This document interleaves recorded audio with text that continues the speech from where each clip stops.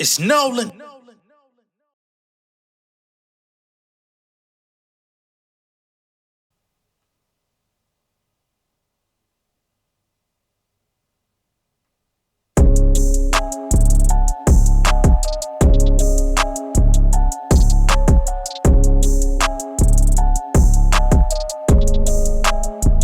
Yeah, I'm a flex, run it up, flex, cash out, flex, no bag, flex, no whip, flex, no chick, flex, bankroll, flex, strike a pole, flex.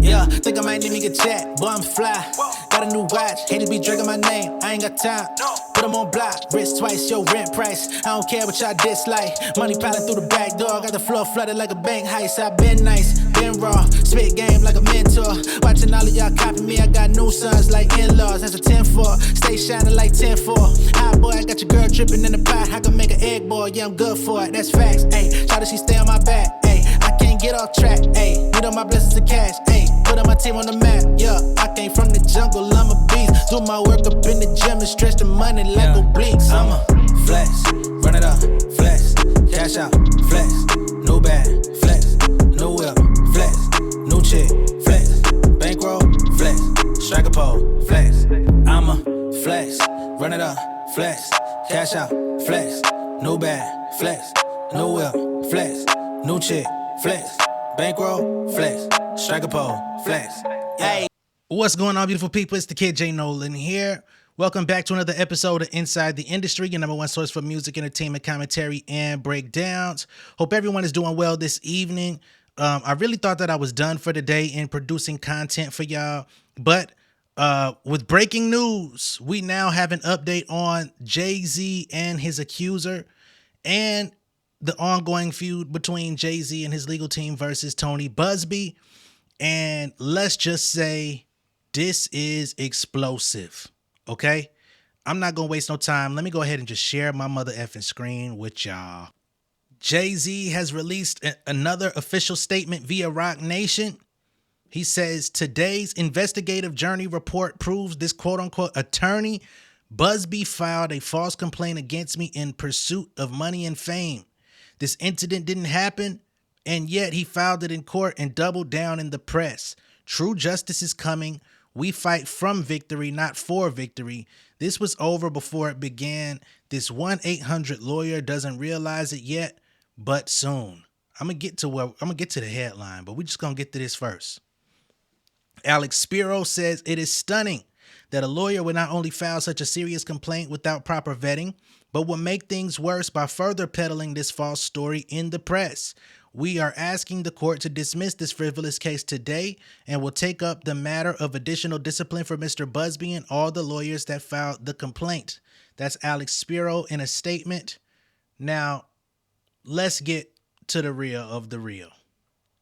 Jay-Z's grape accuser comes forward to NBC News, acknowledges inconsistencies in her allegations. The woman told NBC News she came forward because you should always advocate for yourself. When asked about inconsistencies in her account, she added, I have made some mistakes. What's going on here? Houston, and this is the Alabama woman that Tony Busby was representing in the lawsuit, both against Jay-Z and Diddy. Now, I find it very interesting that not only did this come out today, but Diddy has also sent a dismissal of his request for bond. So he's no longer fighting for bond. He's willing to sit until his trial date. I find all of this to be very interesting that is happening at the same time on the same day. Hey man, what the fuck? So Houston, an Alabama woman who accused Jay-Z and Diddy of graping her when she was 13 years old, sat down with NBC News to recount what she called a catastrophic event. A limo ride to a White House, a drink that made her feel woozy, an essay by rap stars that would ruin her life. But the woman and her lawyers acknowledged that there were some inconsistencies in her account in response to questions by NBC News. I'm trying to understand what the hell's going on. I literally just saw this and I came straight to y'all. She says, I have made some mistakes. In her recollections of that night, the woman identified as Jane Doe in the lawsuit filed against Jay-Z and Diddy told NBC News. The woman said she stands by her allegations overall. The inconsistencies in her account of the incident alleged to happen 24 years ago do not necessarily mean the allegations are false. Interesting. Among the inconsistencies, the woman said her father picked her up after the alleged SA, but the father does not recall it. Now, how does that go? Your father, who picked you up after you were abused and taken advantage of as a 13-year-old child, says he does not remember it. How does that work? The woman also claims she spoke to a celebrity at the after party where she said she was SA'd, but that celebrity said he was not in New York at the time. And images from that evening show Jay-Z, whose real name Sean Carter, and Sean Diddy Combs at a different location than the one the woman described, although their whereabouts for the entire evening are unclear. Jay-Z says this incident didn't happen.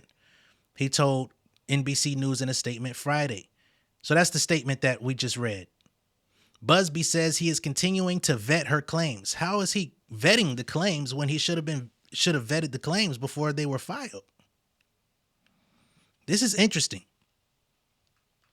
Jane Doe's case was referred to our firm by another who vetted it prior to sending it to us. So now he's saying that this was sent to him by someone else who had allegedly vetted through it. Now he's going back through the filing again to vet through it. But you were just standing 25 toes down 2 days ago. Jane Doe's case was referred to our firm by another who vetted it prior to sending it to us. Our client remains fiercely adamant that what she has stated is true to the best of her memory. We will continue to vet her claims and collect corroborating data to the extent it exists. Because we have interrogated her intensely, she has even agreed to submit to a polygraph. I've never had a client suggest that before, he says. In any event, he added, we always do our best to vet each claim made, just as we did in this case. This has been extremely distressing for her, to the point she has she's experienced seizures and had to seek medical treatment due to the stress. So now he's saying that she's having seizures from simply coming out and sharing her claims. This is all very strange. The allegations against Carter suggested a seismic shift, potentially linking the rap legend to the alleged behavior laid out in civil and criminal cases against Combs, who is in a Brooklyn jail awaiting trial on federal trafficking and racketeering charges. Carter's attorney, Alex Spiro, said it is stunning that a lawyer would not only file such a serious complaint without proper vetting, but would make things worse by further peddling this false story in the press. We are asking the court to dismiss this frivolous case today. We will take up the matter of additional discipline for Mr. Busby and all the lawyers that filed the complaint. Combs' attorney called the suit a shameful money grab. Busby has filed more than 20 lawsuits against Combs. The lawsuit was originally filed in October in the Southern District of New York, listing Combs as a defendant, and it was refiled Sunday to name Carter as another defendant. NBC News traveled to Houston to interview the woman, who declined to be identified at her attorney's office earlier this week. You should always fight for what happened to you, she said about why she is going public with her accusations now. What I'm not understanding is you're acknowledging inconsistencies in your story because it's already been spoken about on the internet, not even from Jay-Z, not from Rock Nation, not from Alex Spiro, but we showed y'all the other day, people have already deduced the whereabouts of Jay-Z and Diddy, for the most part, on the night of that VMA's after party, which doesn't put them in a house, a mansion, no place with a U-shaped driveway. Very, very descriptive, by the way. Excuse me. Very descriptive. So now they're at an after party at some place called Lotus that was clearly not anyone's house. They say that there were off-duty police there that would have never let a 13-year-old in, the whole nine.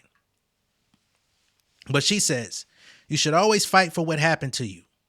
You should always advocate for yourself and be a voice for yourself. You should never let what somebody else did ruin or run your life. I just hope I can give others the strength to come forward like I came forward.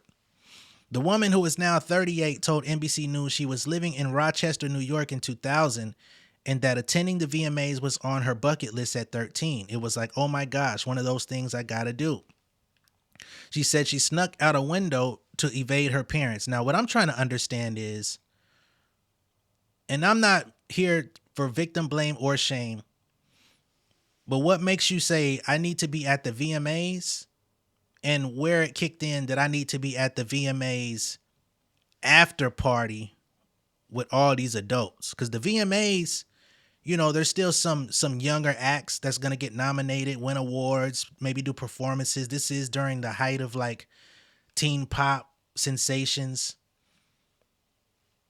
But they're saying that she went hitchhiking to limo drivers in order to get to where she was. Like she passed multiple cars until an alleged driver said, oh, you're just what Diddy's looking for. It just, I don't know, man. Y'all can tell me what y'all think.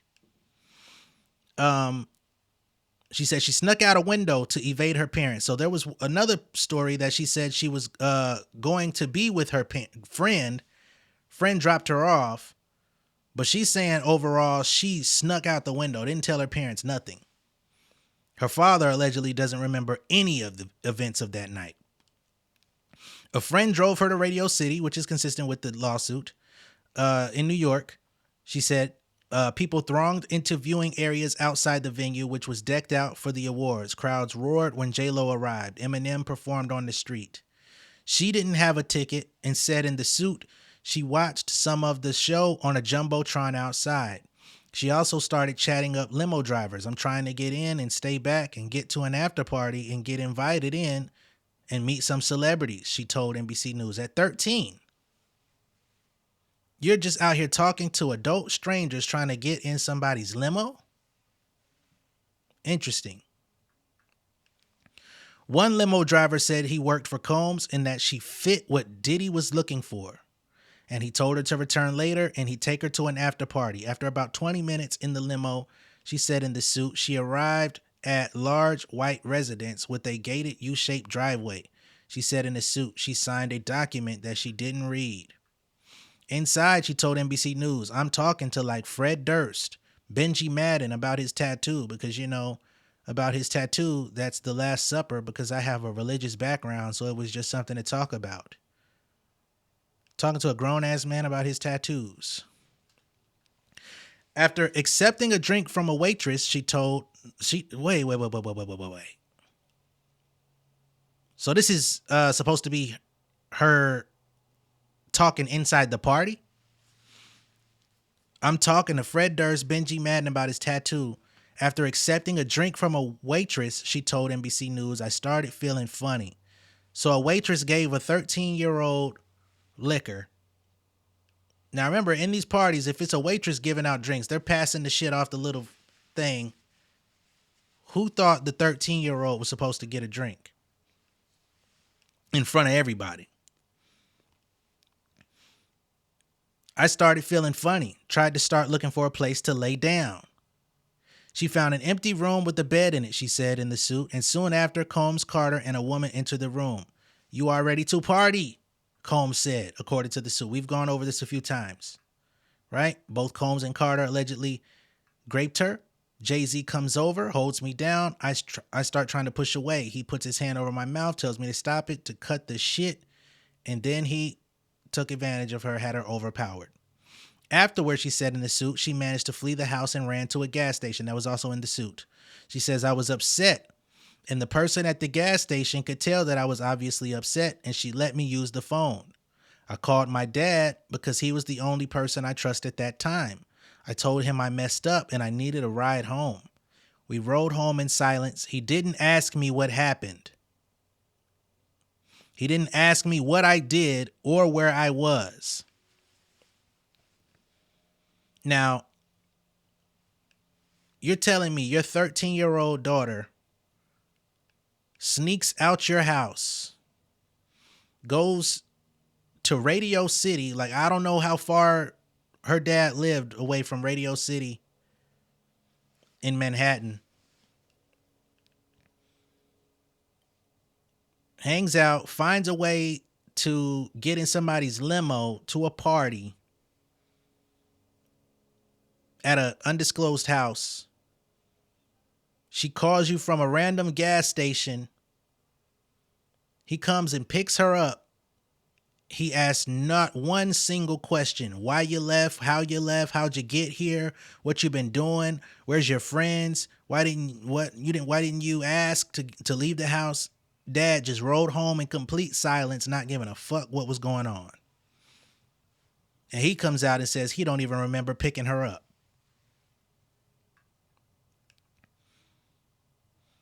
She told NBC News she never told anyone about the alleged assault or wrote it down in a diary. She kept no documentation, never told nobody, didn't even write it down. If somebody found out, who was going to believe me? I mean, it was the word of two celebrities against mine. The years after were hard, she said. I got severely depressed. I withdrew completely. My grades started slipping and she dropped out of school. She experienced homelessness, she said, and at one point suffered a head injury. She and her father also said she was raped again later in life. She now has 2 children, a son and a daughter. She served less than a year in the Army National Guard and left with the rank of private. She got her high school diploma and got my Christian counseling certification so that I can help people who have gone through what I've gone through, she said. She also said she has applied her behavior, she has her applied behavior analysis certification so she can help people with autism, which she said she has. There are so little resources to moms that don't have the proper amount of income.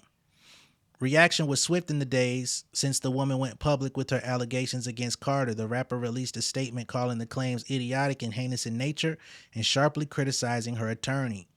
There are some inconsistencies in her story about that night. Her father told NBC News that he does not recall picking her up after the alleged attack, casting doubt on a key detail in her lawsuit. Her own father said that never happened. I didn't pick her up from nowhere. According to their address at the time, her father would have driven more than 5 hours from their home to pick her up. Ain't this about I swear I did not read this before I came and got here. We're talking about a 5-hour drive that she said her father took. And he didn't ask her a motherfucking thing. Didn't say, how'd you get here? Did you take the Greyhound? Did you take the motherfucking train, the Amtrak?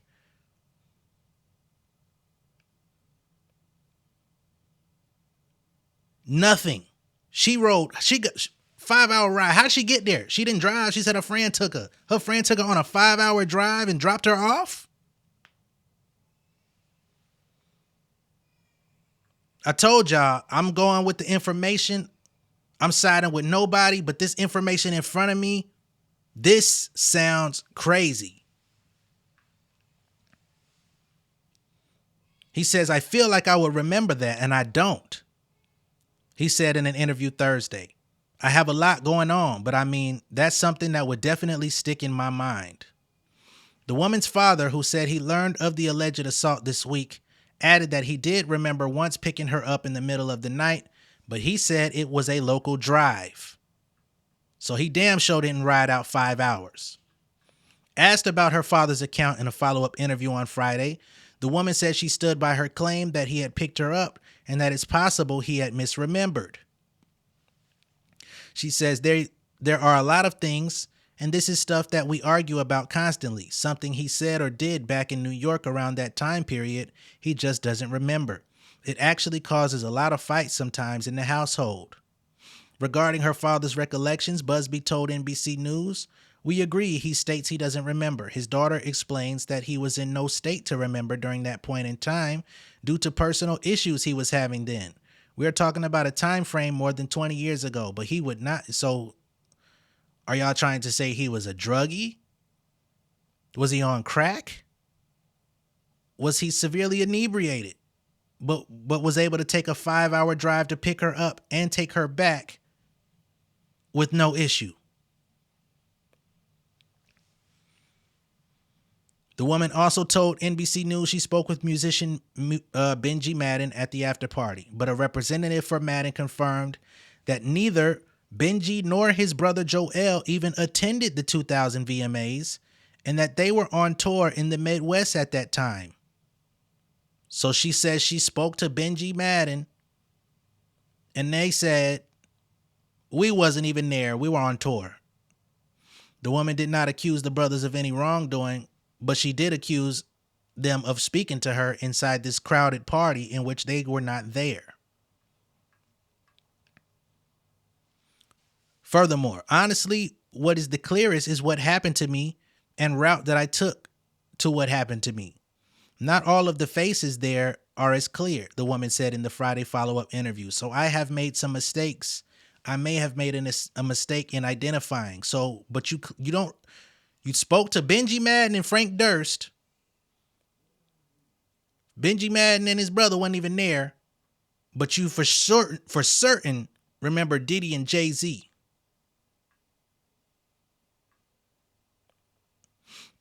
The woman also could not provide further information about the after party she said she attended. Professional images reviewed by NBC News show Combs and Carter were among the celebrities who attended a VMAs after party at the Lotus nightclub in New York City. It is not clear what time those images were taken or if Combs and Carter attended any other parties. The building that housed Lotus, now closed, does not match the description of the house the woman described in the lawsuit and interview. She says, I didn't know exactly where we were going or how long it took, the woman said when asked Tuesday where she thought she was taken that night. She added that she had guessed about the length of time the trip had taken in the lawsuit. Busby says, we have attempted to confirm the correct location. We have never suggested the location was the Lotus Club. Our client has been very specific and detailed about the description of the venue she says she was taken to, and she has never stated it was the Lotus Club. Right, she never did, but that's where they were. He added, we won't speculate on whether there was an after party because, again, she doesn't know that. Also among the woman's allegations that could not be corroborated is how she made it to New York City that night. One of her attorneys provided NBC News with the name and birth date of the friend she said drove her, who would have been 20 at the time. That person appears to have since died. NBC News attempts to reach the person's relatives were unsuccessful. So conveniently, the person who allegedly dropped her off is now deceased. Okay? That's the end of the story? Oh, I thought this shit was just getting good. So she says the name of her friend who's now deceased can't come out and corroborate that she picked her up and dropped her off 5 hours away from her home. Right? She went to some undisclosed White House location, big mansion party with a U-shaped driveway that nobody else seems to have been at. The VMA parties that Jay-Z and Diddy, as shitty as Diddy is, were at a completely different location. She says she was talking to Fred Durst and Benji Madden. Benji Madden says, I wasn't even at the VMAs that night. I was on tour in the Midwest, which I'm sure it wouldn't take very long to find out where they were from their tour itinerary during that time period. This is why I say I'm giving y'all the facts. Y'all can tell me what y'all think, man, because something didn't feel right to me, but I was not willing to come out and talk about that because I don't really like to discredit people's stories of victimhood. That's not really my thing. But this sounds crazy.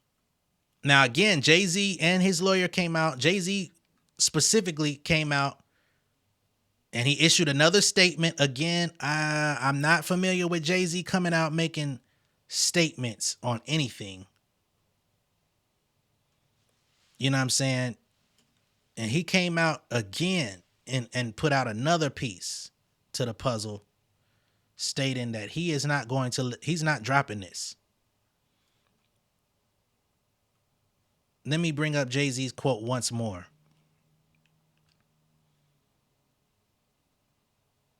And for anyone out there, I don't get paid by Roc Nation. I'm not friends with Jay-Z. I don't know Jay-Z. I've met a couple people that might be associated with Roc Nation in some fashion, but not to the point of being important factors in what they do. Just associates. So I just want y'all to know, I done froze up on the goddamn screen, boy. This shit is chilling. I done goddamn froze. Jay-Z says once more, today's investigative report proves this attorney, Busby, filed a false complaint against me in the pursuit of money and fame. This incident didn't happen, and yet he filed it in court and doubled down in the press. True justice is coming.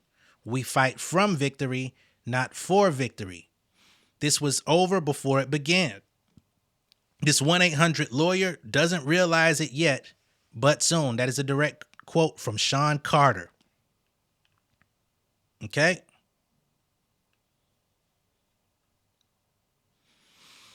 Holy moly.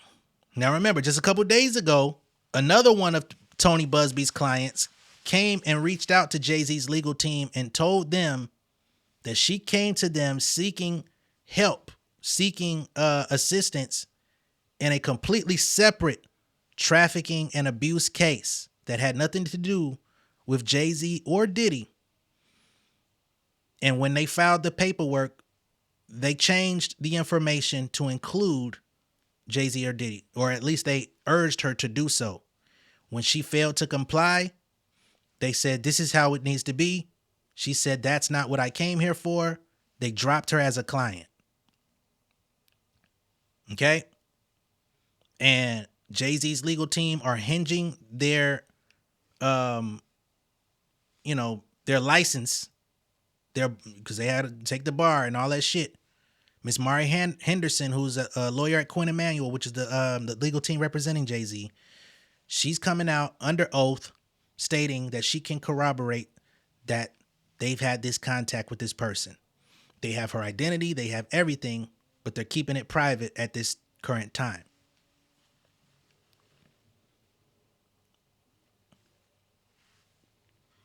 You tell me what you think.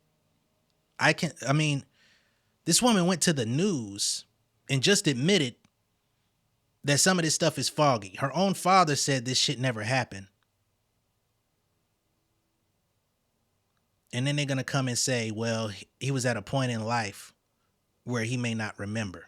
Well, what influences that point in life where he would take 10 hours out of his night to pick his daughter up and take her home that he wouldn't remember that?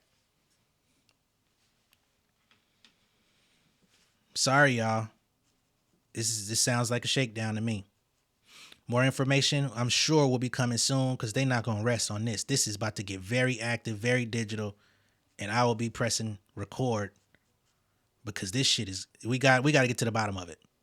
Let me know what y'all think of all this down below in the comments. Be sure to like and share this video. If this is your first time seeing me on YouTube, go ahead and subscribe to the channel, become an insider. I will catch y'all on the next one. Peace. King of my city and cul-de-sac. Coming out swinging like soldier rags. Leading my people like quarterback. Boy, I study this shit, I'm an almanac. Had to get up and grind. Knowledge is booming, I'm here to apply. Came with the chip and the dip, it just single the mind. We finna do more than survive. I need my check. Spinning the block for the Gouda. We hitting the jeweler to flood out the net. We don't do beef on computers, I'm straight out the sewer. We come when you rest. Niggas be looking perplexed, so keeping my foot on their neck. No map, I trust my gut for the quest. With drama, I'm fully abreast. I was ready for years and they doubted me. All of a sudden they tell me they proud of me. I've been dropping these haters like calories. Cross them out, I came back with some boundaries. Stand for my honor, but too raw, no corner. Packing the stick with a drummer. When I catch my bad, won't fumble. I done came too far to be humble.